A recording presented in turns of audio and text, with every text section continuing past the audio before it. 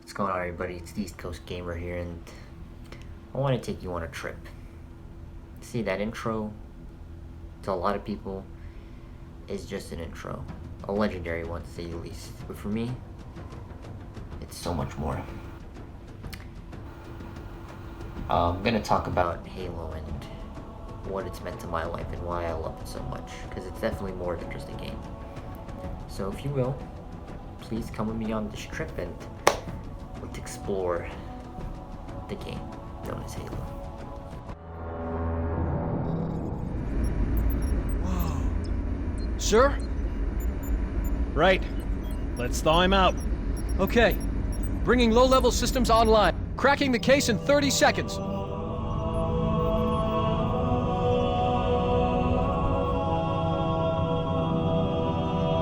He's hot! Blowing the pins in 5.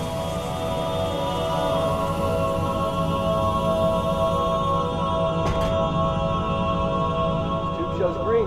Cycle complete. It's so crazy how time flies.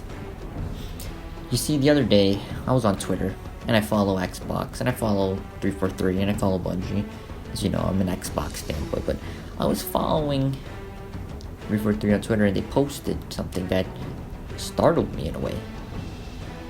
It was the 13-year anniversary of Halo 3. And I thought to myself, no way.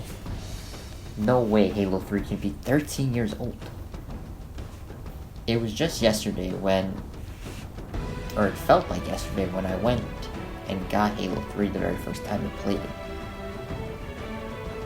And it started to get me thinking about my entire life of playing Halo. You see, I had quite a unique upbringing of gaming. There was a unique way of everything that happened to me, and I want to describe, Halo. Because in a lot of ways, Halo opened the door for so many different aspects of my life. It made me discover who I was and what I loved. And ironically enough, I'm still learning. But the story starts in a very unique way. You see, in middle school, I had a friend, a really good friend, and he had an Xbox, and he talked about Halo all the time. I mean, 90% of our conversations were about the Master Chief.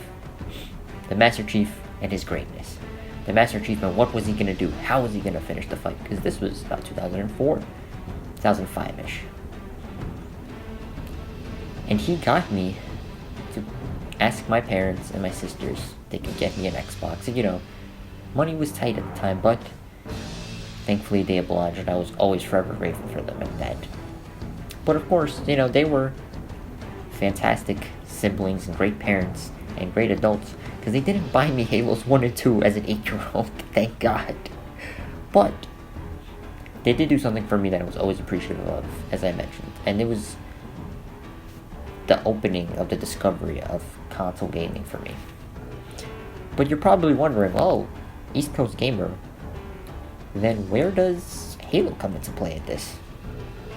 Well, that's another interesting story. You see, during the summers, I didn't see my friend in middle school, but I had another friend. And we used to hang out all the time. And his dad owned a Subway. The sub shop. And next to that Subway was a nail salon. And the two owners of the nail salon were male and female. And the dude had a PlayStation 2 in the nail salon. So, my friend and I would go in there most days and play PlayStation 2, like all day. And of course, people were getting their nails done, and they would be watching us play. And it was kind of a weird upbringing of fun for a summer.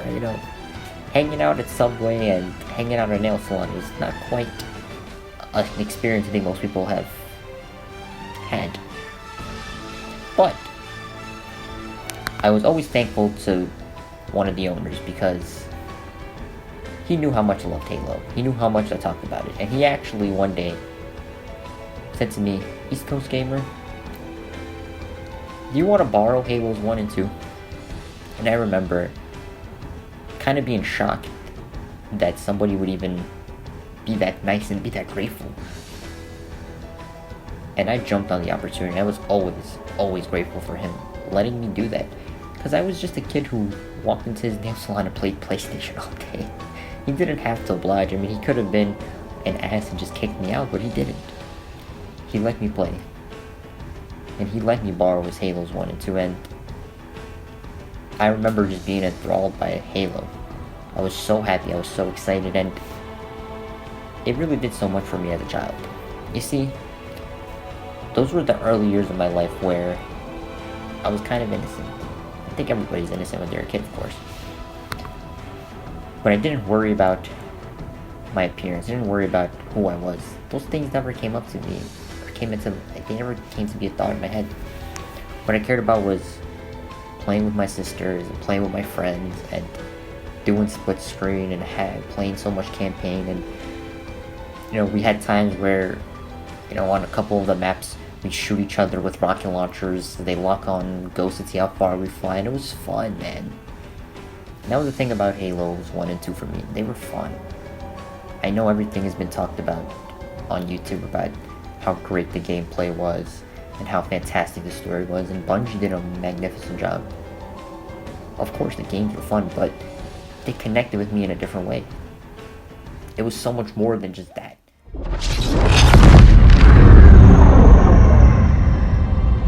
We've got a new contact, unknown classification. It isn't one of ours. Take it out. This is Spartan 117. Anyone hear me? Over. Isolate that signal. Master Chief, you mind telling me what you're doing on that ship? Sir, finishing this fight.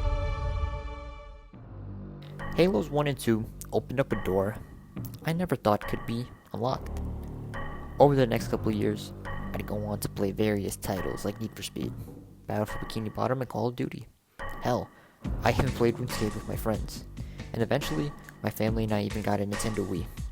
It was the golden age of gaming, and it was some of the best times I ever had. And my friends and I, we were having way too much fun. But in life, all good things must come to an end.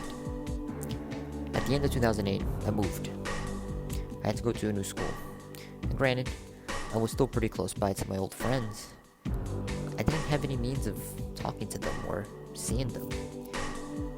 You see, Facebook and Twitter and all this social media and phones weren't a thing yet. So it was really hard for me to even communicate with them. So I tried my way to my new school, and I remember being nervous the first day. I didn't know what to expect. My new classmates were awesome. They treated me like I was a day one, and hell, I still talk to some of them to this day still. It was awesome though. I was able to transition really smoothly, and I felt like I didn't lose anything. I did miss my old friends, but I had like a new life in a way. And I remember going into 7th grade, my sister said to me, "If you get really good grades, we'll get you any present you want. So you better believe I busted my ass so hard." And I finally got all A's, and they obliged. Thank God my siblings are amazing, but they bought me an Xbox 360 like I asked for. And you better believe one of the first games I ever bought was Halo 3. And funny enough, unlike Halos 1 and 2, Halo 3 was really easy to access multiplayer. It was a lot easier because of Wi-Fi and routers nowadays. And my old friends and new friends connected. I was able to finally reach my friends who I missed for years upon years. And I just remember all the fun, the campaign that we played, and the multiplayer, the big team battle, the griff ball, the zombies. It was like the golden age of Halo again, and I was living through it. I couldn't believe it. And I even remember during the summers we played this custom game called Let's Do Drugs, where it was just basically Slayer, but every time you die, you get a new weapon spawned that are random. It was some of the best time again. But as little did I know that that was gonna be the last time that Bungie made a Halo 3 game. And granted, they ended up making Halo Reach, but I mean for the original trilogy of Halo, like, as people call it, the Golden Age. Now, personally, I think the story of Halos 1, 2, and 3 is a little corny now, if you think about it, but it's still fun to play, and it makes sense. And the thing is, I loved all those games. I loved the stories. I loved the gameplay. And I know there's been so much talked about it. You know, I didn't want to come on here and talk about the gameplay, or the design of all the levels, or the campaign, or the story, or any of that stuff, because it's been talked about hours upon hours here. I wanted to talk about my personal connection to Halo. And for me, Halo 3 was that transitional period for me as well, because I was going through puberty. You know, I was changing, and I was getting ready for high school. And again, I had to make new friends. I had to adjust. I had to kind of figure out who I was. And as I was doing that, I was playing Halo 3 along the way. But then Halo 4 came out, and I was right in the middle of high school, and it was different. Really different. Not that I hated it or anything like that. I thought it was a pretty damn good game. I liked the campaign. It was totally unique. The multiplayer was alright, but it felt different. It was different. And I just didn't know why. I mean, I still loved it. And it was still one of my favorite games, and I played it so damn much. But it was like something changed. Little did I know, though, that things were gonna keep changing. And I didn't appreciate Halo 4 for how much I enjoyed it, and I played so many hours with my high school friends. But the thing is, I kind of lost its luster a little bit with Halo. It wasn't the same thing that brought everybody together. It wasn't what I thought it was gonna be, and I thought maybe I was changing. And you know, I had changed a lot. Had some things to deal with. Granted, moving and all that stuff was really smooth because again, I have a great family and friends, but it was weird. Even though you change, as a human being, you kind of don't want to. And I had to get adjusted to that, and I had to get adjusted to Halo's change. Even though I wanted it to be the same thing. But you know, it helped me get through high school at times. It helped me get through those later years. And I connected with even more people than I thought I could. And I was always grateful for Halos 3 and 4 for that too. And I drank a lot of Mountain Dew on the way too, trying to get double XP. But it's so funny that I think about it now. I didn't realize at this point that how much I appreciated Halos 3 and 4. And I mean, 13 years. I can't believe how fast time flies. The funny thing was, I had another thing coming my way. It was a thing called college, and damn, I wasn't ready for it. But I persevered, and I went through some changes again.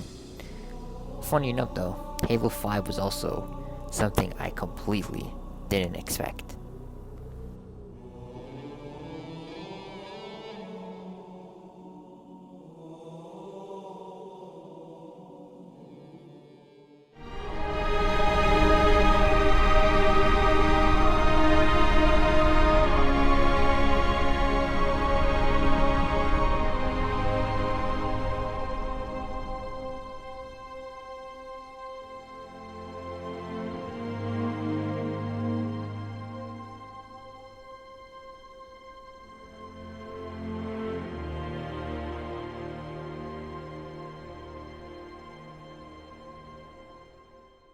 Ironically enough, every Halo I ever played came out at a time in my life where things were changing or I was discovering myself.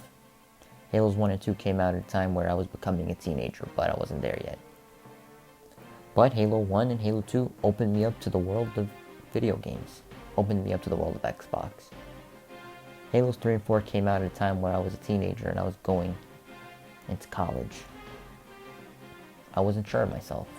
I was trying to figure out who the hell I was. But I wasn't there yet.